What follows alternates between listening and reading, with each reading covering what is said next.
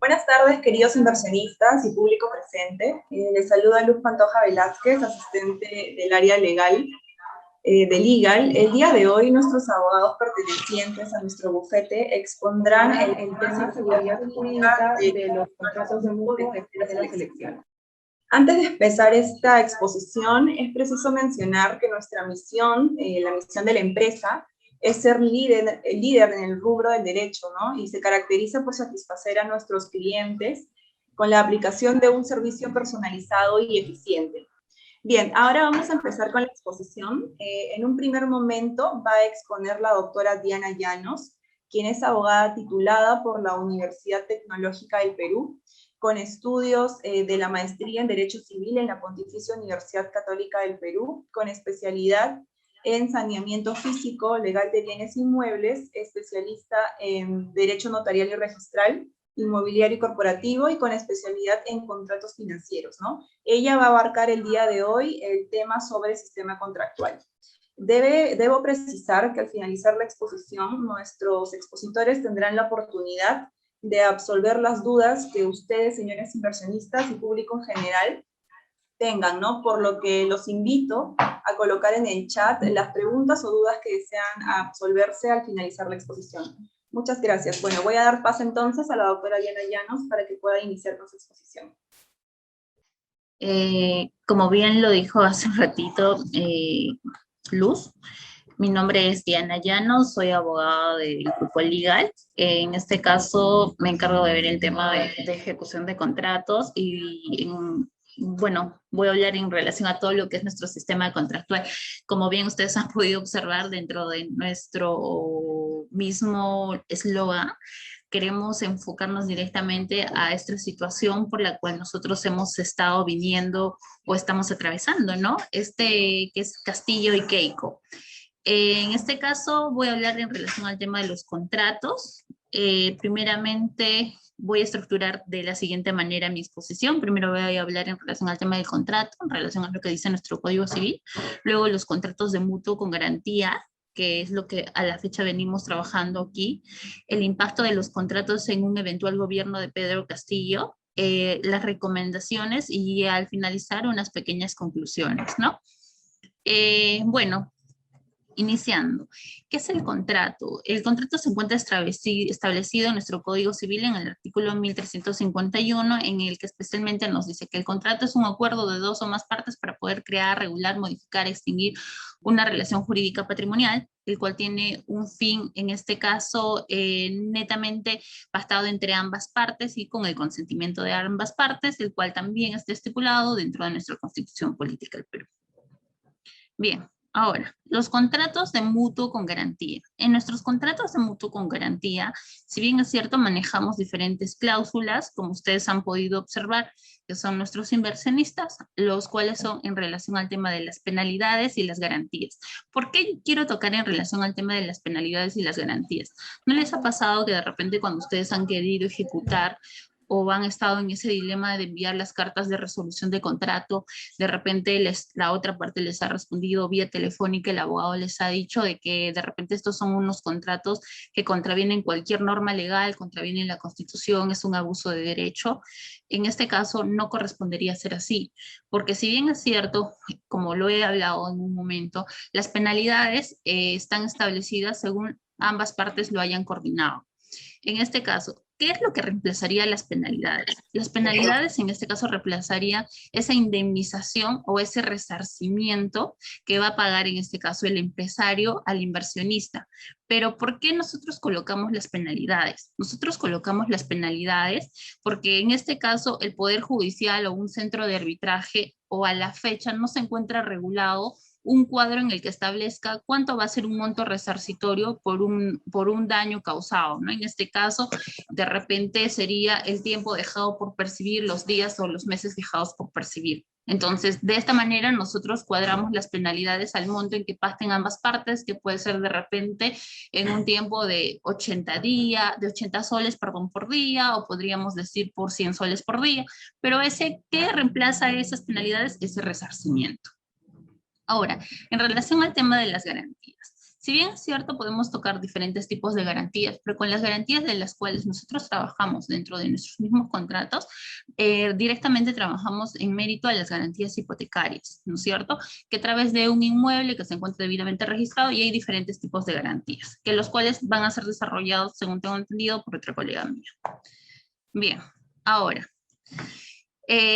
como bien lo dice el eslogan y lo he venido diciendo desde el inicio, ¿qué es lo que pasaría con nuestros contratos en un eventual gobierno de Pedro Castillo, que creo que a muchos nos ha estado preocupando, sobre todo a nosotros que somos el tema de inversiones, ¿no? En este caso, ¿qué es lo que he estado revisando y pudiéndome informar un poquito más?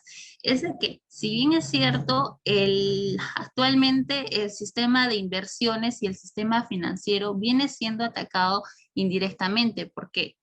Porque dentro de un propio estudio y con las propuestas que ha planteado dentro de su plan de gobierno el señor Pedro Castillo, podría haber este tema, ¿no? El tema de las tasas de intereses, un tope en relación al tema de tasas de intereses. Pero ustedes me preguntarán, doctora, ¿pero cómo puede pasar eso si en este caso nosotros somos ajenos al sistema financiero? Entonces nosotros no podríamos tener un tope. Nosotros trabajamos con el tope que más o menos nos establece. Pues les recuerdo que en este caso sí podría pasar.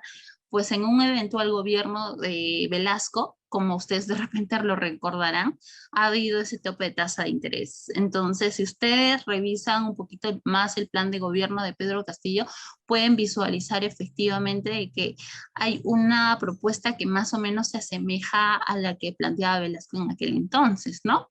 Luego, embargo de propiedades. En este caso, al tema de embargo de propiedades, ¿por qué lo he puesto así? De repente muchos de ustedes tienen desconocimiento de ello, pero ¿qué pasaría si, supongamos, nosotros tenemos conocimiento como área legal, abogada, que una vivienda multifamiliar o que es considerada como una vivienda multifamiliar no se puede embargar, ¿correcto? Entonces, o no podría ir por un proceso de ejecución o no podría embargarse en estos casos, ¿no? Pero ¿qué pasaría si es que el gobierno en este caso nos dice eh, que esa vivienda donde vive una familia, ya ahí vive en posesión una familia y se considera de que realmente vive una familia, podría ser considerada como parte de, ¿sería ejecutable o no sería ejecutable? ¿Podría darse eso? Claro que podría darse eso.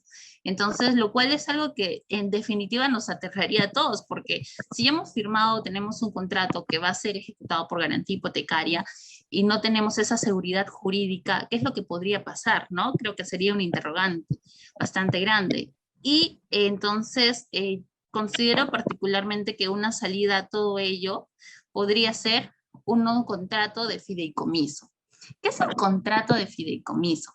Si hablamos sobre los contratos de fideicomiso, es un contrato entre personas en donde una o más personas transmitan a otra persona sus bienes a una cantidad de dinero en préstamos en el futuro y la persona que recibe estos bienes o dinero puedan utilizarlos para un propio beneficio de alguien o alguien más.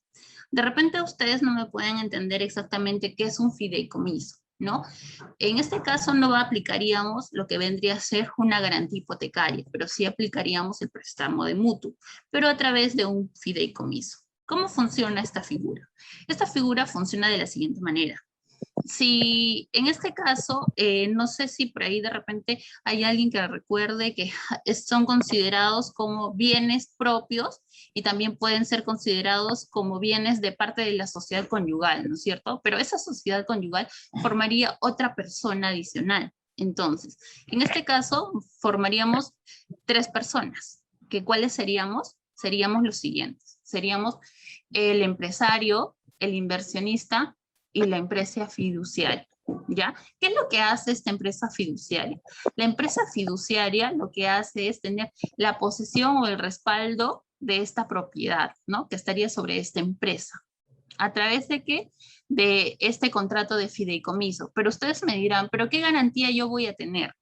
La garantía que ustedes van a tener es de que este contrato de fideicomiso también se inscribe igual que la garantía hipotecaria. Se inscribe en la misma partida registral del inmueble. Pero ¿quién va a estar administrando o a nombre de quién va a estar este fideicomiso, en este caso esta propiedad? Esta propiedad va a estar a nombre de una empresa fiduciaria, que en este caso la más conocida es la fiduciaria, o hay otras empresas que también son fiduciarias y se dedican directamente a este rubro. Y en este caso nos alejaríamos indistintamente a los procesos de ejecución, ¿no? Es decir, que no iríamos netamente a un proceso perdiendo tiempo en un proceso de ejecución, sino directamente al tema de la resolución, tal cual lo podamos establecer en nuestro contrato. Si en nuestro contrato ponemos, porque hay casos, y ustedes también lo sabrán, que los mismos inversionistas han señalado, por ejemplo, ya al primer mes de retraso lo dejamos pasar y esperamos al segundo mes de retraso, pero siguen corriendo el tema de las penalidades y el tema de los intereses. Entonces, ¿qué podríamos hacer en este caso? En este caso lo que podríamos hacer es, como les había explicado, dentro del mismo contrato señalar el plazo establecido y hacer este contrato de fideicomiso. Pero ¿qué ventajas nos trae? Como bien les había explicado, nos trae menor tiempo. En este caso, esa garantía sería una propiedad asegurada que es administrada a través de esta empresa fiduciaria y sería mayor rentabilidad financiera, ¿no? Trabajaríamos con esa seguridad, porque recordemos que todos los topes que nos vaya a poner, en este caso, ante un proceso de ejecución o vayamos a hacer mediante un tema de garantía hipotecaria, podríamos tener todo ese tipo de problemas en un futuro eventual gobierno de Pedro Castillo. Ahora, ¿qué desventajas en este caso nos podría traer un poco el tema de fideicomiso? En este caso, un contrato de fideicomiso en realidad no sería directamente una desventaja, porque si bien es cierto, un fideicomiso es un mayor costo porque es una mayor inversión, pero este mayor costo sería asumido directamente por el empresario, ¿no? Que desde el inicio en que nosotros vamos a firmar el contrato del mutuo en directo con la otra parte, con la otra parte que vamos a estar firmando este contrato, ya ahí directamente cobraríamos, de repente, si ustedes que ya tienen mayor experiencia iniciando procesos, el tema de costos y costos, los estaríamos cobrando desde el inicio, porque la parte de fiduciaria, la empresa fiduciaria que va a administrar, en este caso el inmueble, va a estar en posesión sobre el inmueble, ya se estaría cobrando este derecho que se haría totalmente cobrado por el empresario, ¿no? Revisar la partida, sino ir un poquito más a fondo, ¿no? En que la partida registrada, los títulos archivados, el HRPU o cualquier otro documento que pueda adicionar para poder realizar exactamente, en este caso que sería nuestro contrato nuestro contrato. Y después ver el tema de la tasación del inmueble, porque recordemos que estamos hablando de un contrato de fideicomiso. Entonces, sería importante señalar dentro del mismo contrato el tema de la tasación del inmueble o el valor del inmueble para un futuro. Ahora, sobre la edad, y en este caso, me van a disculpar, he puesto la edad y la capacidad del deudor, ¿no? Porque pongámonos en tanto de que de repente la otra parte no vaya a tener la capacidad de poder realizar ese pago mediante ese tipo de contratos. Entonces tendría que verse la edad y la capacidad del deudor, en qué situaciones se vaya a encontrar y si realmente va a cumplir para poder hacer el tema de lo que vendría a ser en este caso del contrato de fideicomiso. Y ahora, en relación al tema de la publicidad, recordemos que en muchos casos registros públicos al momento de hacer una anotación, como bien lo había comentado, los contratos de fideicomiso también deben de ser anotados en registros públicos. Pero deberíamos de ver de que el registrador al momento de hacer la anotación no cometa ninguno de estos errores, porque estando ante este posible gobierno que vaya a venir, es importante, creo, el tema de las anotaciones sean correctamente. Y bueno, y con eso creo que podríamos tener a través de un contrato de fideicomiso una inversión exitosa y poder producir todos los efectos como debería ser en estos contratos a través del legal, ¿no? Bueno, eso sería todo. Espero que haya sido su agrado. Si tienen alguna pregunta, de todas maneras, al final voy a estar respondiéndoles o a través del correo que le compartí al inicio. Muchas gracias. Bien, muchas gracias, doctora Diana Llanos. Ahora vamos a darle el pase a la doctora Carla Estrella, abogada titulada por la Universidad San Martín de Porres, con especialidad en Derecho Civil, egresada de la maestría en Derecho Procesal Civil y Litigios de la misma casa de estudio y conciliadora extrajudicial acreditada por el Ministerio de Justicia. Unos minutos vamos a iniciar la exposición. Voy a proyectar mi diapositiva para que, bueno, todos podamos compartir y saber el tema a mencionar. Como ya lo mencionó mi compañera, el tema a tratar hoy es seguridad jurídica de los contratos de mutuo después de las elecciones. Primero, quería hacer énfasis y mencionarles para poder dar un poco más de lleno al tema. ¿Qué es la seguridad jurídica? Tenemos que entender por seguridad jurídica como principio fundamental la predictibilidad. ¿Eso qué quiere decir? Que cada parte que esté en esta relación jurídica, sea una relación jurídica tal vez con el Estado o particulares, estos deben de conocer de antemano sus obligaciones, es decir, las consecuencias jurídicas que estas acarrean, ¿no?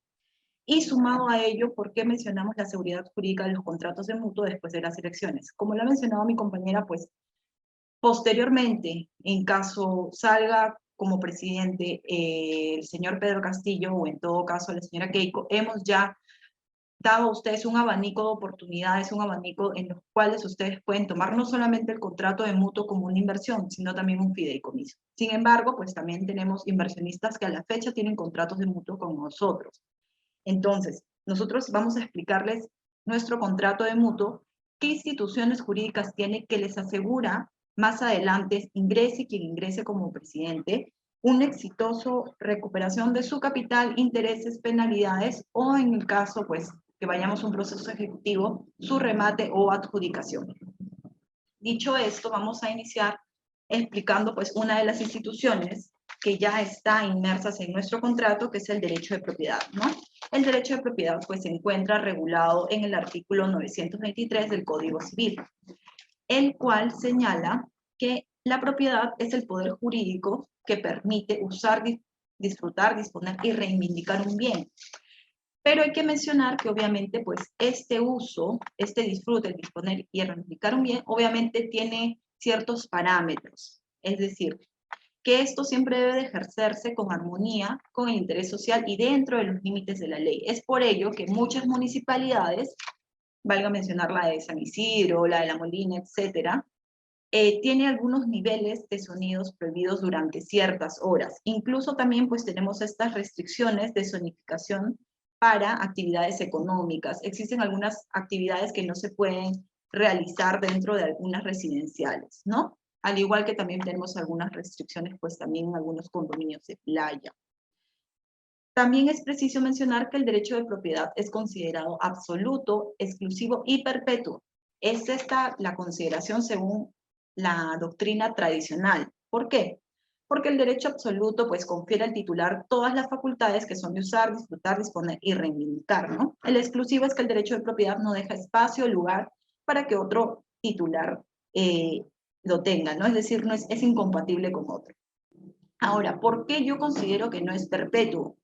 Porque uno, no se extingue con el uso. Y aparte, en la actualidad se dice que es tendencialmente perpetuo, porque ahora, pues como ya se va a mencionar más adelante dentro de nuestros servicios, también tenemos el tema de prescripción adquisitiva de dominio. Esto quiere decir que una persona que se encuentre en posesión, aún no sea el propietario, de forma continua, pública y pacífica, durante 10 años, puede adquirir el título de propiedad a través de un proceso. Entonces no podríamos decir que el derecho de propiedad es perpetuo, sino tendencialmente perpetuo.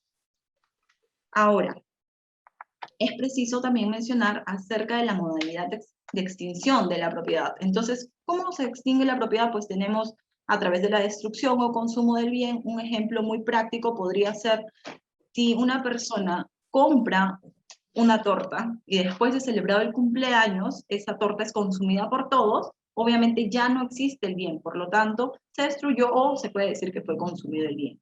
La enajenación del bien hace referencia pues a la libertad, este modo que tiene la persona, el titular, de poder transferir el bien de forma voluntaria. Entonces, eso también pues extingue la propiedad de una parte y de la otra parte pues adquiriría esta propiedad.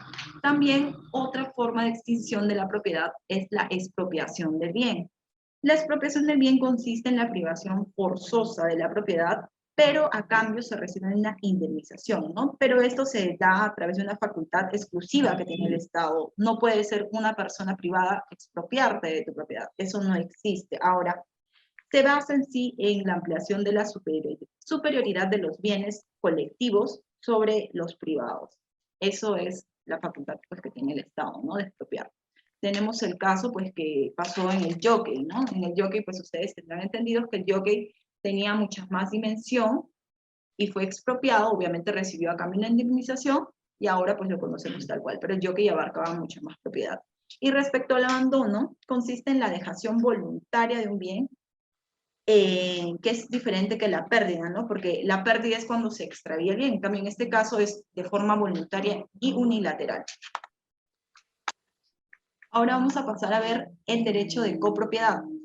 Particularmente, tengo que mencionar que en muchos de los contratos que nosotros manejamos de mutuo, se da y se pone, obviamente, que existe una copropiedad tal vez por alguna herencia que recibido los hijos. Entonces, ya no sería solamente un titular, sino que la copropiedad se va a dar cuando exista dos o más personas que son propietarios de la misma cosa, ¿no? Hay una doble clase de derechos de la copropiedad, ¿no? Tenemos los derechos en relación con todo el bien y los derechos en relación a una alícuota o una cuota ideal, ¿no? Entonces, cuando hablamos de una copropiedad y hablamos pues de una hipoteca, eso no quiere decir que porque existe una copropiedad no se pueda dar una hipoteca sobre esta alícuota. Es obviamente viable, pero ¿qué pasa? ¿Quién aceptaría comprar una alícuota de una casa? No se vuelve mucho más dificultoso el poder ejecutarlo incluso, ¿no? Pero en relación a la totalidad, como hablamos, es cuando ambos propietarios desean disponer de la totalidad del bien común con la intervención de los dos propietarios en nuestros contratos de mutuo, como bien lo hemos revisado y como bien pues se hace hoy por hoy en nuestros contratos de mutuo. Ahora, una vez que ya hemos tenido claro, y quisiera en todo caso saber si hay alguna pregunta por ahí para poder pasar ya a lo que es derechos reales, porque de los derechos reales de garantía vamos a desprender la hipoteca, pero para poder ingresar al tema de derechos reales es preciso que ustedes tengan ya inmerso ya el concepto de propiedad, porque dentro de las facultades que tenemos como propietarios es también grabar nuestra propiedad, ¿no? Entonces, si es que alguien por ahí tiene alguna consulta o algo, es ahora el momento para poder hacerlo. Ah, acabo de leerla. Dice, ¿por qué la propiedad no es perpetua? Ok, como le hemos mencionado, pues esto, si bien es cierto, muchos de nosotros hemos aprendido en doctrina o hemos escuchado que nos dicen, pero tú eres propietario y siempre vas a ser propietario. No, eso no es cierto. Porque la ley castiga al propietario negligente y premia al propietario, al poseedor, perdón, diligente. Eso quiere decir, pues, que la propiedad no va a ser perpetua, como ya lo hemos mencionado, y pues cabe mencionar que nosotros dentro del estudio también brindamos el servicio de prescripción adquisitiva de dominio, que se puede hacer de forma notarial y que también se puede hacer de forma judicial, pues tenemos que podemos adquirir esta propiedad si hemos sido poseedores de esta propiedad, como se pidió ya los requisitos, era de forma pública, pacífica y continua durante 10 años, ¿sí? Siempre y cuando no exista justo título, tenemos que entender por justo título un acto jurídico en el cual cumpla con los requisitos regulados ya en el, 140, en el artículo 140 del Código Civil. Eso quiere decir, por ejemplo, ahí tenemos un testimonio, una escritura pública, entonces eso nos va a poder tener la oportunidad de que en vez de que sean 10 años de estos requisitos que hayamos tenido posesión del bien, se pueda dar la prescripción a través de 5 años, ¿no? Que sería dominada la prescripción adquisitiva corta.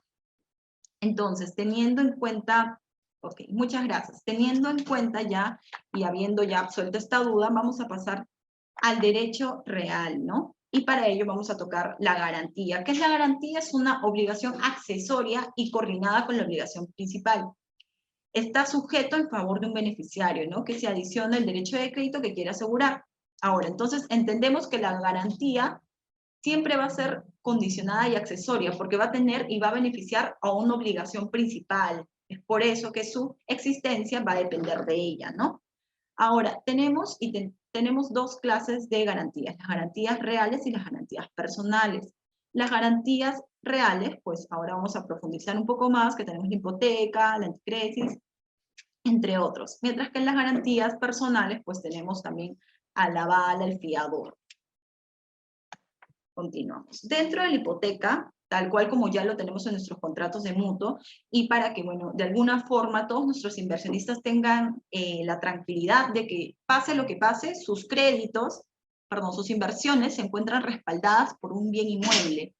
Y tal como lo menciona, recae sobre bienes inmuebles y que asegure el cumplimiento y satisfacción forzosa de un crédito mediante la concesión a su titular de la facultad de llevar a cabo la realización del valor de aquellos.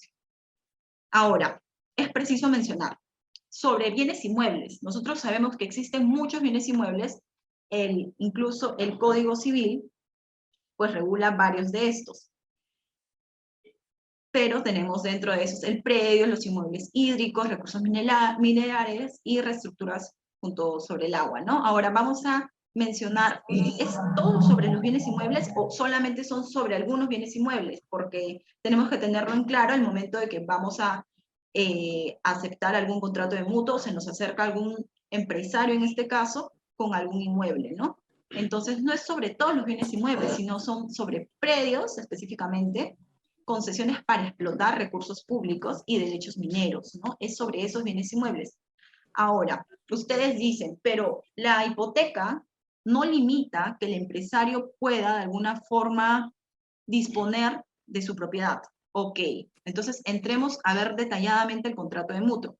Nuestro contrato de mutuo tiene una cláusula mediante la cual nosotros aseguramos que ustedes, aunque se transfiera o se disponga el bien, ustedes van a poder recuperar su dinero, tal cual como la van a poder apreciar en la 18ª cláusula que señala las causales de resolución del contrato. En el inciso C menciona, si el mutuario cediera la posesión o realizara actos de disposición. ¿Eso qué quiere decir? Que en todo caso, si el empresario viene pagando estas cuotas de forma continua, pero de pronto transfiere la propiedad. ¿Qué pasa? Nosotros como abogados, para poder cuidar sus intereses, vamos a tener que dar por resuelto el contrato. Enviaremos una carta notarial, resolvemos el contrato e iniciamos nuestra ejecución. Esta ejecución que puede ser de manera judicial o arbitral. Más adelante, mi compañero Frutos Guerrán va a detallar un poco más de cómo se va a dar esta ejecución, ¿sí? Ahora, las características de la propiedad, de la hipoteca. Esta somete a los bienes al cumplimiento, ¿ok? La sujeción es directa e inmediata, es decir, no se requiere cuestionamiento alguno. Vamos a iniciar esta ejecución simplemente dando por resuelto el contrato y se iniciará el proceso arbitral o judicial. Es eficaz cualquier sea su poseedor. Eso quiere decir que, como es una garantía real, va a tener la persecución del bien, no va a perseguir la persona que adquirió la obligación, sino va a perseguir el bien sobre el cual recae la hipoteca. Y hace mención también a la publicidad. La publicidad, ¿por qué? Porque nuestra hipoteca obviamente se encuentra inscrita en registros públicos. Registros públicos pues da publicidad, lo cual también va a hacer que cualquier tercero tenga conocimiento de esta hipoteca, ¿no? Y la especialidad debe encontrarse perfectamente determinados los bienes sobre los cuales recae esta hipoteca. Es decir, al momento que se constituye la hipoteca en la minuta, vamos a detallar la ubicación del inmueble sobre el cual va a recaer esa hipoteca y dónde se encuentra inscrito, ¿no? Y como ya he mencionado, es accesorio porque va a depender de la obligación principal. Continuemos. Los requisitos de la hipoteca es constituida por el propietario o por quien autorice por ley. Obviamente, pues, se puede hacer siempre y cuando este poder se encuentre debidamente inscrito en el registro de personas naturales de quien haya dado este poder, y la hipoteca debe asegurar el cumplimiento de una obligación determinada o determinable. El gravamen, obviamente, se encuentra perfectamente determinada o, en su caso, determinable, ¿no? Y la inscripción es un elemento constitutivo de ella. Ahora, la extensión de la hipoteca en cuanto al crédito. Es preciso mencionar que la hipoteca que nosotros tenemos sobre el contrato de mutuo se extiende tanto al capital, es decir, el crédito principal, los intereses que se generan del crédito principal, las penalidades, los costos, que vendrán a ser los gastos originados por el concepto de ejecución, y las costas, que son los gastos pues, por asesoría legal, o también en su defecto, si es que, bueno, vamos a un proceso arbitral o judicial, pues también estarán incluidos los aranceles de esto. Esto con el fin de que ustedes tengan conocimiento de que si en algún momento, no digo que sea el caso, pero les pueda pasar que sus empresarios dejen de cumplir con sus obligaciones, ustedes no tengan temor en decir, no, ya perdí mi capital, perdí mi interés. No, señores. Mientras ustedes continúen este proceso, este seguirá generando intereses, seguirá generando penalidades y ustedes van a cobrar eso. Incluso los aranceles que en su momento se paguen vía judicial, vía arbitral, y los pagos que ustedes hagan por asesoría legal, ustedes van a poder recuperarlo y nosotros vamos a acompañarlos para que ustedes puedan recuperar este dinero. En su momento oportuno, pues en un proceso, en la etapa correspondiente, se presentan pues, las liquidaciones, ¿no? Entonces, Es preciso también mencionar que tal cual se refleja en nuestro contrato de mutuo, en la cláusula tercera indica, ¿no? En garantía del pago por puntual y oportuno del capital mutuado, intereses, penalidades, gastos, costas y costos en caso de ejecución. Entonces aquí vemos que exactamente pues se tiene precisado que esta hipoteca va a cubrir todos estos gastos, ¿no? Ahora, los efectos de la hipoteca, como ya lo he mencionado, por ser una garantía real, va a tener persecución del bien.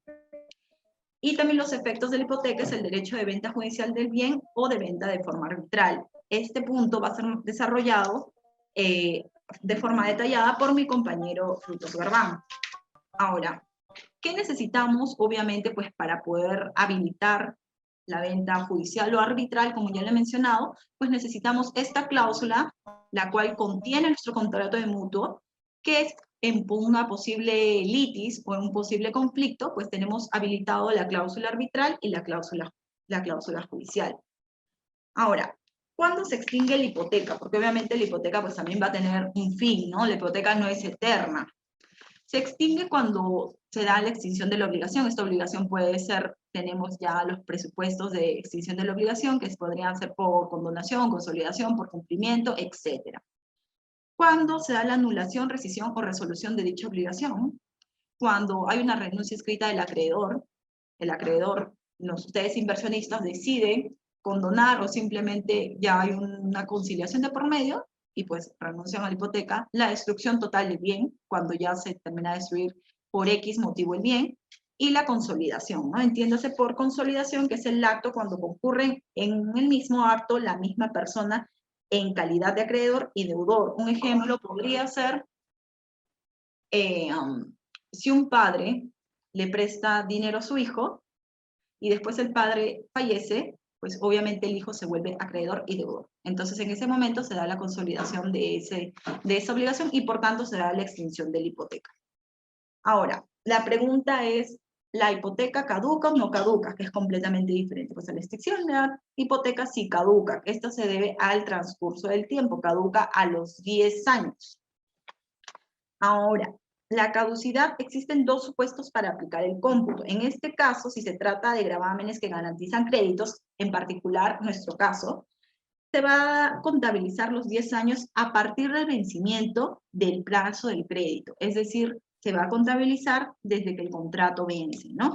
Y cuando se traten, pues, de gravámenes que no garanticen créditos, se contabiliza desde la fecha de inscripción. ¿Sí? Ahora, yo voy a plantearles esta pregunta y tal vez por ahí existe alguna idea o alguien quiera participar, es, cuando caduca la hipoteca, ¿caduca solo la inscripción o caduca también el derecho? Ok, entonces, tenemos que tener entendido que pues, si caduca la inscripción, también caduca el derecho, ¿no? Porque no opera el título presentado en una de simplemente es que se vaya a desprender, sino que ambos están unidos. Entonces va a caducar ambos en ese momento. Ahora, una vez que caduca la hipoteca, o cómo vamos a evitar nosotros que pueda caducar esta hipoteca, tenemos dos alternativas. Tenemos la renovación y la reinscripción. En la renovación se hace con una solicitud firmada, legalizada por el acreedor, en la que declara que la obligación no es extinguida siempre que no se haya operado la caducidad del asiento hipotecario. Y ahora la reinscripción es la solicitud del acreedor invocando el acto constitutivo de la hipoteca y acreditando que se encuentra en ejecución. Se presentan las copias certificadas del auto de ejecución consentido y la resolución que ordena el remate, ¿no? Esto se va a utilizar si es que estamos en un proceso ya de ejecución y pues para evitar, si sabemos ya nosotros pues abogados de legal ya con experiencia en estos temas, que ya está a punto con el tiempo de caducar la hipoteca, entonces realizaremos esta reinscripción, ¿no? Y la pregunta, invitándolos pues a que participen, es, ¿existe alguna prohibición en las hipotecas o simplemente se puede hipotecar todos? ¿Ustedes qué opinan? Entonces, Carla, ¿sí? dos Sí hay una preguntas. prohibición, no se puede constituir hipotecas sobre bienes futuros, lo cual no se puede confundir con que la hipoteca no garantice una obligación futura, es diferente, ¿no? No puedo constituir una hipoteca sobre un bien que no tengo, pero sí puedo constituir una hipoteca garantizando una obligación futura, que es completamente diferente.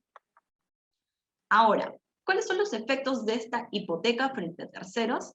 El acreedor puede exigir el pago al deudor por la acción personal o al tercero adquirente del bien hipotecado usando la acción real. Como hemos dicho, la hipoteca es una garantía real y lo beneficioso de esto es que tiene la característica de persecución del bien. El ejercicio de una de estas acciones no excluye una de la otra, ni el hecho de dirigirla contra el deudor impide que se ejecute el bien que esté en poder de un tercero, salvo disposición diferente de la ley, ¿no?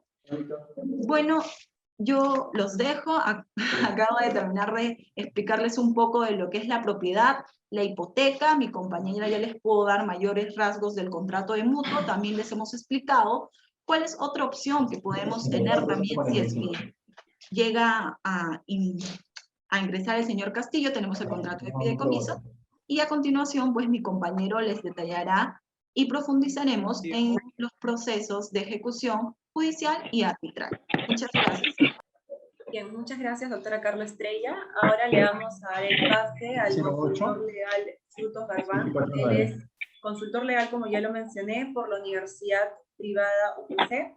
En este caso, el tema que va a tocar es la ejecución de garantía hipotecaria. Él tiene experiencia en litigios y también en derechos corporativos. Le damos el pase. Buenas noches con todos. Muchas gracias, Luz, por el pase. Ante todo, quisiera agradecer a Grupo Imagen por permitirnos darnos este espacio y ofrecer estos servicios y también comunicar a ustedes estos temas legales tan importantes desde el punto de vista del inversionista y desde el punto de vista del empresario. Entonces, el tema que voy a tocar esta noche es sobre la ejecución de la garantía hipotecaria. Yo quisiera que por un momento se olviden de la palabra hipotecaria. Simplemente concentrémonos en la ejecución de la garantía por un segundo. Una ejecución de una garantía consiste en vender un bien o en convertir en líquido un título ejecutivo para cobrarse una deuda. En este caso, yo voy a hablar de la garantía hipotecaria. Entonces, estamos hablando de vender un inmueble para yo poder cobrar un crédito que tengo contra una persona. ¿Ya? Entonces, ¿qué sucede cuando alguien me debe dinero y esta persona no está cumpliendo con sus pagos? Pues lo que toca es resolver una controversia por falta de pago. Estas controversias se pueden resolver por dos vías. Una es la judicial y otra es la arbitral. Es importante resaltar las vías por donde yo puedo resolver un conflicto, ya que cada una tiene características diferentes y pueden ser más rápidas que la otra. Sin embargo, por los dos lados podemos cobrar nuestro crédito. Respecto al proceso judicial, para ejecutar una garantía hipotecaria, a veces es muy tedioso y demora muchos años. Por ejemplo, alguna vez hemos escuchado tal vez que los bancos se demoran entre 4 o 7 años en ejecutar una hipoteca, mientras en un proceso arbitral puede demorar simplemente un año, o 8 meses, 7 meses, depende del centro de arbitraje. Entonces, este tiempo, estos plazos son súper importantes mencionarlos porque ante un incumplimiento de pago de un deudor, es preferible irse ante un proceso arbitral por cuestiones de tiempo, por cuestiones de inversión, por cuestiones de liquidez. Entonces, vamos primero a ver cuáles son las diferencias que tiene un proceso arbitral y un proceso judicial. Para yo irme por la vía arbitral, antes tiene que haber un acuerdo entre las partes que en caso de que exista un conflicto, este será resuelto por un centro de arbitraje o un árbitro único. Es por eso que en muchos contratos de mutuo podemos observar que existe una cláusula arbitral. Y en esta cláusula arbitral, las partes se acuerdan que si tienen un conflicto respecto a los pagos o al contrato, pueden resolver sus controversias en el centro de arbitraje. ¿Y qué sucede si no existe una cláusula arbitral? Bueno, está el Poder Judicial, donde yo puedo solicitar que se me pague lo que me están debiendo. Ahora, otra diferencia es que en el proceso arbitral no hay jueces, hay árbitros. Y estos árbitros tienen la tarea de resolver un conflicto entre dos partes. Es decir, lo mismo que hace un juez, nada más que en la sede arbitral. Luego, otro detalle importante del proceso arbitral, y es por eso que muchas empresas, muchas personas optan por este tipo de proceso, es que no hay segunda instancia. A veces podría ser conveniente que no haya una segunda instancia, a veces no, ya que el perdedor, en caso la sentencia, bueno, en este caso el laudo, falla en su contra, ya no va a poder impugnarlo. No existe la posibilidad de impugnar un laudo arbitral porque solo hay una instancia. En cambio, en el proceso judicial existe la doble instancia y esto tiene como causa que los procesos sean muy extensos. Es más, existen dos instancias, pero también hay un recurso de casación, que no es una instancia más, sino un recurso extraordinario. Y muchas veces para retrasar el remate del bien o retrasar el pago de la obligación, optan por solicitar ese tipo de recurso. Es por eso que a veces las hipotecas pueden demorar, como les dije hace un momento, 6, 7, 8 años. Esto no sucede en un proceso arbitral, ya que en un proceso arbitral el árbitro emite el laudo, que es como una sentencia, tiene el mismo peso legal, ¿no? Tiene la misma eficacia legal, y ahí nomás se soluciona la controversia. Si no se paga, se procede a ejecutar el inmueble. Ahora, otra diferencia importante es que en el proceso arbitral, un árbitro puede ejecutar sus propios laudos, sus propias decisiones. ¿Qué quiere decir ejecutar? Hay que tener en cuenta que en un proceso de ejecución de garantías hay dos partes.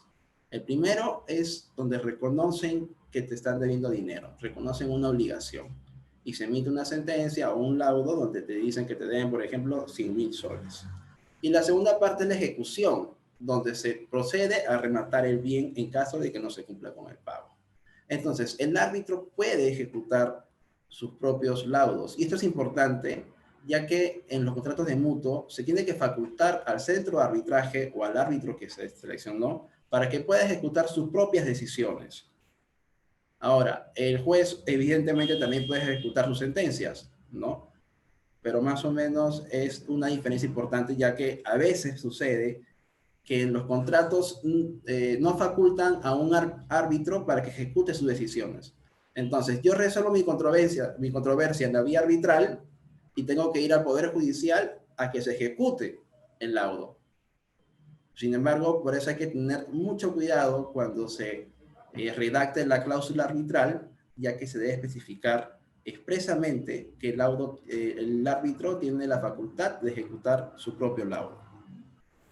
Otra característica importante del proceso arbitral es que las reglas del proceso es un acuerdo entre las partes. No es como en un proceso judicial que existe un código procesal civil donde establecen las reglas del proceso y muchas veces estas reglas pueden ser muy dilatorias en el proceso, que los abogados defensores pueden utilizar algunos recursos legales para retrasar el proceso, entre otras cosas. Ahora, vamos a hablar rápidamente del proceso judicial en la ejecución de garantías, ya que yo prefiero conversarles sobre el proceso arbitral, pero es importante que también sepan cómo es un proceso judicial. Todo inicia con una demanda ejecutiva que está regulada en el artículo 720 del Código Procesal Civil, y esta demanda se tiene que calificar. El juez califica la demanda, ve los requisitos legales y admite la demanda. Luego que admite la demanda, el siguiente paso es el apercibimiento de pago. Es decir, el juez le dice al deudor, tienes 3 días para pagar, caso contrario, se va a proceder a rematar tu bien. El deudor tiene la posibilidad de contradecir la demanda, es decir, de responder la ejecución que le están imputando en ese momento. Si caso, ahora hay que tener en cuenta que la única forma de contradecir una demanda de ejecución de garantías es que el deudor muestre los pagos que ha realizado a su acreedor, al que tiene derecho de crédito. Caso contrario, no podrá contradecir la demanda y el proceso va a seguir su curso.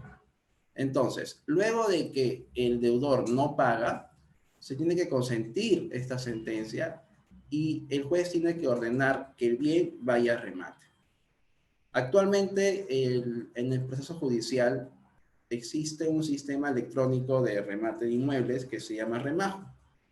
este sistema electrónico de remates de inmuebles ha hecho mucho más eficaz el remate de inmuebles, ha reducido la corrupción dentro de este proceso y por ello es que se hace de forma digital y es mucho más segura, ¿no? Ahora vamos con el proceso arbitral. Existen diferentes centros de arbitraje. El más conocido, por ejemplo, es la Cámara de Comercio de Lima, el Centro de Arbitraje de la PUC, el Centro de Arbitraje de Colegios de Ingenieros, el Centro de Arbitraje Financiero Inmobiliario, el Centro de Arbitraje Comercial de Lima, y cada centro tiene sus propias características, ya que cada centro tiene distintos abogados que son árbitros y resuelven las controversias y son especializados en los temas en que las personas solicitan que resuelvan sus controversias. Por ejemplo, el Centro de Arbitraje Comercial de Lima es un centro de arbitraje que se especializa en la ejecución de garantías. Y es importante que los árbitros que van a revisar su proceso, su demanda, tengan experiencia en este tipo de procesos, ya que de esa forma se va a poder resolver la controversia más rápido. Ahora, todo inicia también con un proceso con una demanda ejecutiva. Esta demanda también tiene que ser calificada y se tiene que notificar a los demandados para que puedan responder. ¿Cómo pueden responder los demandados respecto a la demanda que se les hizo? Bueno, mostrando los pagos que ha realizado. Como no los ha hecho, lo que se va a tratar de hacer es conciliar entre las partes. Hay una oportunidad de conciliación. Si no se llega a un acuerdo en ese momento de la audiencia de conciliación, no importa, se puede conciliar durante cualquier etapa del proceso. Pero eso sí, va a tener que ser fuera del proceso, ya no va a tener que ser una conciliación dentro del proceso que están en cursos. Y la figura que se utiliza es la transacción. Ahora, si seguimos con el proceso arbitral y este no ha mostrado el pago que le ha hecho a su acreedor de crédito, el árbitro tiene que emitir un laudo y tiene que percibir el pago. Es decir, como en un proceso judicial, le va a ordenar a los demandados que paguen durante 3 días, caso contrario, se va a proceder con la ejecución forzada. Es decir, se va a rematar el bien. Si se dan cuenta, es muy parecido al proceso judicial respecto a las etapas del proceso. Más la diferencia importante es que este proceso puede durar como máximo 1 año y en la sede judicial puede durar hasta 7 años. Es una diferencia muy grande, ya que los que demandan quieren recuperar su dinero lo más pronto posible. Ahora, ¿cómo es el proceso de remate del inmueble? Luego de que el árbitro emite el laudo y ordena que se le pague, si éste no cumple, el demandante debe solicitar mediante un escrito una solicitud de remate. Esta solicitud va acompañada de aranceles, de una copia certificada del inmueble y otros requisitos. Entonces, el árbitro va a calificar esta solicitud y la va a aceptar o rechazar. Si la acepta, va a nombrar a un martillero para que este martillero proceda a realizar los edictos de remate y este se pueda publicar, ya que cuando se realiza el remate de un inmueble, se tiene que hacer las publicaciones de remate en un periódico a nivel nacional. En este caso puede ser el Diario de la República, el Diario del Expreso, y tiene que ser por 3 días. En este aviso de remate tienen que haber unos requisitos que la norma señala. Lo más importante es identificar el inmueble y en qué proceso se encuentra inmerso este remate del bien. Ahora, respecto a los remates, son 3. En caso de que en la primera convocatoria de remate se declare desierto, es decir, que no hay ningún postor que quiera comprar el inmueble, se va a proceder al segundo remate para la otra fecha programada, y así sucesivamente hasta el tercer remate. ¿Qué sucede si no hay ningún postor en ninguna de las 3 convocatorias? Bueno, nuevamente tenemos que iniciar una solicitud de remate, y así hasta que se venda el inmueble. Obviamente, los postores se presentan cuando el inmueble tiene características que me pueden convenir por la zona, por el precio, etc. Ahora, ¿qué sucede si el inmueble que están rematando tiene el precio que yo estoy reclamando a mi deudor? Es decir, imaginemos que en remate, en segunda convocatoria, el inmueble se está vendiendo en $70,000. Bueno, si lo que me debe el deudor es $80,000, o $70,000, o $60,000, yo puedo solicitar que se me adjudique el bien y esto sea una forma de pago. Es decir, el inmueble va a pasar a ser de mi propiedad, ya que este deudor tiene una deuda conmigo. Puede solicitar la adjudicación desde la primera convocatoria de remate. Ya eso depende de la decisión del demandante, si es que quiere quedarse con ese inmueble o simplemente quiere que se le pague su deuda. Ahora, un tema muy importante es los costos y costas del proceso arbitral. Las costas del proceso judicial o arbitral son gastos que efectúa el demandante respecto a los pagos que se hace para el centro o pagos de aranceles o copias que solicita la notaría. Son todos los gastos que realiza para demandar, los gastos que realiza para llevar a cabo un proceso. Estas costas se van a recuperar a final del proceso, ya que en una demanda de ejecución siempre se solicita que se pague la deuda y también las costas y costos, ¿no? Los costos de proceso en sede judicial o arbitral son los pagos que se hacen a los abogados por defender la causa. Entonces, en cualquier proceso, sea judicial o arbitral, siempre se van a recuperar las costas y costos. Esto es importante porque muchas veces inversionistas nos consultan, ¿y el dinero que voy a gastar en este proceso lo voy a poder recuperar? Sí. En casi la mayoría de casos se recupera al 100%, ¿no? Obviamente, esta decisión recae sobre el árbitro o sobre el juez, pero en mi experiencia yo les puedo decir de que el árbitro reconoce todas las costas y costos del proceso. Entonces, agradezco su atención, su tiempo. Cualquier consulta, ahí tienen las redes de contacto, los números. Y muchas gracias a Grupo Imagen por permitirme exponer esta noche y poder estar con ustedes. Bien, muchas gracias a Frutos. Bueno, vamos a pasar a la etapa de las preguntas. Es preciso en todo caso otorgar el plazo de 5 minutos para que ustedes puedan proporcionarnos las preguntas que consideren convenientes y que van a ser absueltas por nuestros abogados especialistas, ¿no? Entonces esperamos 5 minutos y le damos pase a los abogados para que puedan absolver. Muchas gracias. Bien, señor Manuel Coronado. ¿Ya nos puede, por favor, dar la pregunta? Lo escuchamos, muchas gracias. Ya, sí, no, yo quería saber qué pasa cuando fallece el empresario. ¿Cómo se ejecuta la hipoteca o cuál es la situación que se forma en este momento? Bien, le vamos a dar el uso de la palabra a nuestro consultor legal Frutos Garbán, quien es el abogado pertinente para responderle, ¿ok? Muchas gracias igual por su pregunta. Buenas noches, señor Miguel. Manuel, respecto a su pregunta, cuando fallece uno de los empresarios, primero hay que revisar si es el deudor principal o un fiador, ¿ya? Hay un procedimiento que existe que se llama la sucesión intestada. Los sucesores del fallecido, del causante, toman el lugar en el proceso de la persona demandada. Entonces, es importante que apenas se tome conocimiento del fallecimiento de una de las partes en un proceso, inmediatamente se solicite al juez o al árbitro que se notifique sobre el proceso a los sucesores. Muchas veces los sucesores no responden a este llamado, entonces corresponde notificarlos por medio de publicaciones en el periódico. Cuando se hace la notificación por medio de publicaciones del periódico, tiene que pasar luego 30 días para que los sucesores tengan tiempo de apersonarse en el proceso.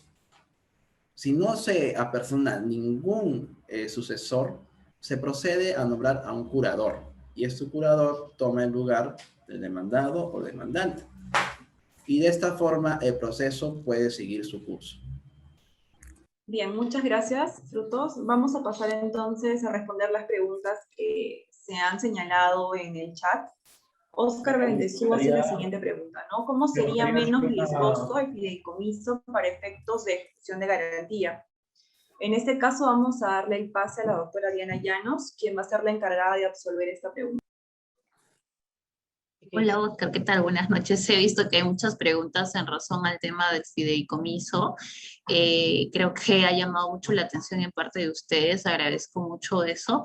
De hecho, como lo había explicado en un comienzo en razón a temas del fideicomiso, el fideicomiso en este caso no estaríamos hablando directamente de una garantía, ¿no? Sino directamente, netamente del contrato. En este caso, como bien lo expliqué, he hablado sobre cuáles son los puntos a favor y los puntos en contra. El fideicomiso directamente no podría verse como una garantía hipotecaria, como es lo que normalmente nosotros trabajamos. El fideicomiso es parte como del empresario y del inversionista, ¿no? O sea, A es el empresario y el inversionista sería B. En este caso, B prestaría el dinero que es el inversionista hacia el empresario a través de un contrato de mutuo, ¿no es cierto? Pero ¿dónde caería el fideicomiso? Se supone que la hipoteca recae sobre el inmueble del empresario. ¿Y cómo pasaría eso? En este caso, normalmente se anota esta hipoteca a favor del inversionista. Pero acá, ¿cómo quedaría? Esto quedaría bajo la posesión de la empresa fiduciaria. Y ustedes me dirán, oye, Diana, ¿pero quién es la empresa fiduciaria? Entonces, yo aquí les podría explicar directamente que la empresa fiduciaria es una empresa administradora, es decir, un tercero que se encarga de ver netamente la administración de temas fiduciarios. Pero no te entiendo, explícate mejor. Esto se va a dar dentro del mismo contrato, ¿no? En el contrato, la parte A y B van a señalar y van a decir de que exactamente ellos están, en este caso,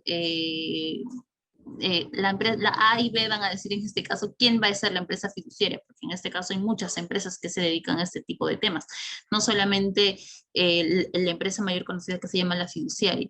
¿Y por qué ofrecería mayor rentabilidad de los contratos de fiduciario? ¿Por qué? Porque si en caso, supongamos, el empresario no te paga y te debe 2 meses o 3 meses, no nos iríamos directamente a un proceso de ejecución de garantías, sino directamente iríamos al tema del lanzamiento de la propiedad, ¿no? Que se hará a través de que se utiliza la fuerza pública, ¿no? No estaríamos pensando en decir, ya, lo que hace un momento le explicó mi compañero Frutos, ¿no? Que dijo, no, vamos a hacer cobro de costas y costas al final del proceso, directamente el pago del centro de arbitraje y todo ello, sino directamente iríamos al tema del lanzamiento de la propiedad, no estaríamos esperando presentar una demanda ni nada por el estilo, sino directamente nos basaríamos al tema del contrato fiduciario.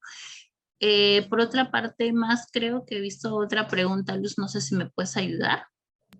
Sí, claro, doctora. Bien, en este caso, Rafael, el usuario Rafael pregunta, ¿no? Bueno, hace hincapié que se haga mayor detalle sobre el fideicomiso, ¿no? Él pregunta, ¿no? Lo que se tiene invertido, si es que gana Castillo, se tiene que realizar el trámite de fideicomiso, es la duda que tiene. Bien, en este caso creo que todos estamos asustados si es que debe entrar Castillo o no, porque corren riesgo varios temas en relación a temas de inversiones. Como bien lo había comentado en la exposición que di, creo que uno de los puntos que podría dar Castillo es, por ejemplo, cambiar el tema de las propiedades, ¿no? Quizás ustedes se ponen a pensar y pueden ahorita razonar que en realidad no va a ser algo que vaya a darse desde el día lunes o desde el día 29 de julio, o desde el 30 de julio, o desde el 1 de agosto. De hecho, esto va a tomar directamente un plazo establecido, sino que es un contrato que netamente se debe de trabajar. Considero yo a mi propia experiencia, porque he trabajado directamente con bancos netamente más grandes, entonces que se debería de trabajar más adelante. ¿Por qué? ¿Qué pasaría si tú ya tienes un contrato con garantía hipotecaria, pero sale una norma en la cual señala específicamente de que si bien es cierto, hay bienes multifamiliares que no se pueden embargar, en este caso, que no pueden darse a través de un proceso de hipoteca, pero ¿qué pasa si es que hay una excepción y dice que la persona a quien tú has prestado, el empresario A al que tú has prestado, esa es la única propiedad que tiene y es una propiedad multifamiliar o es familiar netamente y no se puede embargar. ¿Qué haces?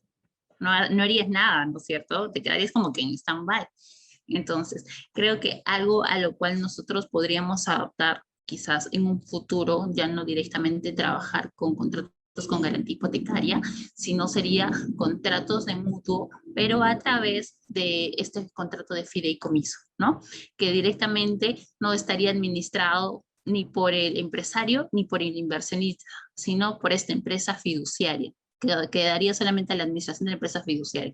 Y por ahí de repente alguien tenga esta pregunta, ¿y cómo se va a pagar esta empresa fiduciaria? ¿Quién va a pagar? ¿Cómo se va a manejar? Como bien lo dije, esto directamente lo va a manejar el empresario, que va a quedar dentro del contrato que se va a manejar al momento de realizar el contrato de préstamo o mutuo, ¿no? Y así, de hecho, la empresa fiduciaria presenta unos planes, cómo se debería de pagar, que esto ya se vería directamente acomodado directamente con el empresario o el inversionista, cómo se va a realizar el pago, pero en este caso sería conveniente que directamente lo pague el empresario, ¿no? Creo que ahí estamos bien. Bien, en este caso, nuevamente, Oscar Bendezú hace la siguiente pregunta, ¿no? ¿Cómo sería menos riesgoso el fideicomiso para efectos de ejecución de garantía? La preocupación de muchos inversionistas es que en un eventual gobierno de Castillo estos no se puedan ejecutar. Bueno, como bien lo he dicho, es muy riesgoso, como ahorita lo están comentando, pero tomemos en cuenta que de hecho se están llevando a cabo todas las etapas del proceso. Tengamos en cuenta de que hay muchas normas que no son aplicadas de manera retroactiva, sino del momento en que se establece o se dicta la norma, ¿no? Entonces, de ahí para adelante podría tratar de llevarse. Entonces, por ahí, de hecho, yo también estoy trabajando ahora en una propuesta para poder realizar de repente algún tipo de cláusula para poder generar esa seguridad jurídica en cada uno de ustedes que de repente puedan manejarlo así ante un posible gobierno del señor Pedro Castillo. Y ahora la propuesta que directamente estoy trabajando por ver directamente los temas contractuales aquí, es el tema del fideicomiso para poder asegurar las futuras inversiones que ustedes vayan a realizar. Entonces, de igual de cualquier manera o consulta, yo también lo voy a estar proponiendo a la empresa para poder asegurar, en este caso, sus inversiones, ¿no? Que vayan a realizar, no tengan ninguna duda o si desean también pueden llamar. Lo estamos manejando ahorita también en la empresa y hasta el momento es lo que hemos avanzado, ¿no? Y vamos a seguir informándolos, teniéndoles al tanto sobre las situaciones que se van a venir atravesando. Siguiendo en este caso con el manejo de las preguntas, Jorge Olivera Huerta hace la siguiente consulta. ¿Cuál es la tasa máxima de interés anual que se puede aplicar a un préstamo con hipoteca? Le damos el pase en este caso a la doctora Carla Estrella para que pueda absolver la duda. Buenas noches, Jorge. Respecto a tu pregunta de la tasa máxima de intereses de una hipoteca, bueno, según el circular 008-2021 del Banco Central de Reserva, la tasa máxima es el 60% promedio. Esta tasa, bueno, es una tasa compensatoria, sería un equivalente de 3.8 del promedio mensual. Eso quiere decir que, bueno, según esta circular estaríamos hablando de una tasa de 3.8 promedio mensual, ¿no? Eso sería con respecto a tu pregunta. ¿Hay alguna pregunta, Luz, respecto al propiedad? Sí, claro que sí. Berta Santillán nos hace la siguiente consulta, ¿no? ¿Cuáles son las características del derecho de propiedad? Bueno, respecto a las características del derecho de propiedad, hemos dicho, pues, ¿no? Que hemos dicho que es absoluto y que dentro de estas características también tenemos que es tendencialmente perpetuo. Hemos analizado ya por qué es tendencialmente perpetuo y que es exclusivo, ¿no? Porque no va a permitir que exista otro derecho inherente a este. Esto quiere decir que, por ejemplo, podemos tener la facultad de reivindicación en caso que haya un poseedor pretario, ¿no? Ok, eso es respecto a tu consulta. Gracias. Bien, para ya despedirnos y cerrar esta etapa de preguntas y Buenas, respuestas. una consulta, por favor. Vamos a responder la del usuario PPV, quien manifiesta: Sale Castillo, ¿qué riesgo hay sobre nuestros préstamos e inversiones vigentes? Bien, le vamos a dar el pase a la doctora Diana Llanos para que pueda resolver esta pregunta. Hola, en este caso, lo que nosotros, como bien lo había trabajado, esto no es algo que de manera inmediata se vaya a dar. Como bien lo he dicho dentro de nuestra norma que directamente está vigente hasta la fecha, es algo que si sale Pedro Castillo no se va a dar desde el día lunes, o si se va a dar a partir desde el día 29 o desde el 1 de agosto. Tengamos cuenta que el presidente también tiene ciertos límites para poder disponer algún tipo de figuras, en este caso de temas legales, sino también tiene para poder disponer figuras próximas, ¿no? Porque recordemos que también tenemos el Congreso, o sea, el Congreso tiene que pasar por esa aprobación netamente del Congreso, pero ustedes me dirán, pero ¿de qué figura me estás hablando entonces? Si en este caso, ¿cuál va a ser el límite de la seguridad que yo les vaya a dar a ustedes? Como bien lo había señalado, ahorita para unas futuras inversiones, lo que se está viendo es el tema del trabajo por contratos de fideicomiso, pero en el caso de aquellos inversionistas que ya tienen un contrato con mutuo con garantía hipotecaria, lo que se va a trabajar sería el aseguramiento de repente del tema de la propiedad para poder señalarlo o adicionar a ese mismo contrato una cláusula adicional para tener ese dinero ya invertido con el inmueble, ¿no? Pero sería una cláusula adicional al contrato ya celebrado, para que ustedes también tengan esa seguridad de que ese contrato que ya hicieron tenga de repente firmeza de repente en un proceso judicial adicional o cualquier proceso arbitral que se vaya a dar, tal como lo ha señalado mi colega Frutos. Entonces, nosotros directamente, por mi parte, al analizar los mismos contratos, los inversionistas que ya me conocen, yo les doy, en este caso, la seguridad de que se va a trabajar, no tengan el temor en razón a los temas de inversión. Por eso mismo se ha trabajado la estrategia de ver los contratos de fideicomiso que se puedan trabajar en un eventual gobierno de Pedro Castillo y en los contratos que actualmente están vigentes y de repente los empresarios siguen pagando continuamente. Esas inversiones no van a ser jugadas directamente en su contra, sino lo que nosotros buscamos en ustedes también es ese beneficio de seguridad netamente jurídica y que no tengan temor alguno. O sea, yo les he dicho, estemos tranquilos, por eso también hemos hecho este tipo de webinar. De hecho, más adelante esperemos volver a hacerlo otro después del día domingo y estamos dispuestos a absolver cualquier consulta. Bien, muchas gracias, doctora, por absolver la consulta. Mencionarles que es muy grato para nosotros la presencia de ustedes y también el saber que hay muchas dudas todavía pendientes de absolver. Bien, en este caso lo que nosotros básicamente le podemos ofrecer es un asesoramiento que podría ser a través de nuestras redes sociales. Si usted gusta, nos podría contactar a través de Facebook, ¿no? Por Legal Abogados Corporativos. En Instagram también nos encontramos como Legal Estudio Jurídico, también contamos con Twitter, Estudio Legal. Si es que usted desea llamarnos o tener un mayor acercamiento telefónico con nosotros y nuestros abogados, podría llamar en este caso al siguiente número, 47 12 22 2, y contactarse por correo electrónico legal@imagensac.com.p. Bien, como les manifesté, agradecemos la presencia el día de hoy y ya nos veremos una próxima vez, ¿no? En otro webinar. Muchas gracias por su participación. Que tengan muy buena noche. Hasta luego.